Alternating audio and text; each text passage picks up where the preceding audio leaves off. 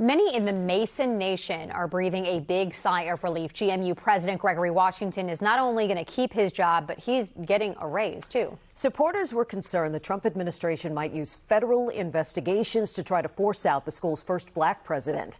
Northern Virginia Bureau Chief Julie Carey was there for this afternoon's vote. Weeks of fear that popular George Mason President Gregory Washington might be fired, turning to cheers as the Board of Visitors actually voted to give him a raise of 1.5%. Support our president! Support our president! Worry that Washington could be forced out began to grow as the federal government announced 4 separate investigations questioning the school's diversity practices and handling of anti-Semitism on campus. Similar allegations at UVA led to that school's president stepping down in June. We want the board to wake up to defend a successful leader, President Gregory Washington, and to defend us as Mason community from these attacks coming from the Trump administration.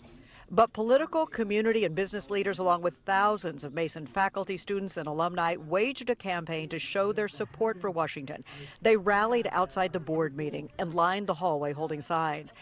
Early in the day, the boardroom and an overflow area were packed with spectators. Then later, after a nerve-wracking 3-hour closed session, the board vote for the president's pay raise, sending a wave of relief through supporters.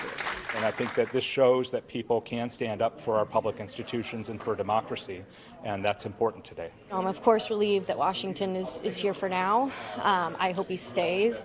And I think from here, really, it would be nice to see the Board of Visitors also support President Washington, especially while Mason is under such scrutiny with the federal investigation. President Washington declining comment as he left the meeting, but he issued a written statement reading in part, regardless of how one views the events unfolding at George Mason University, today's display of unity by the Mason community is inspiring.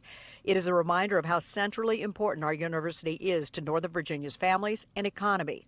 Fellow patriots, you're simply the best. Let's get back to work.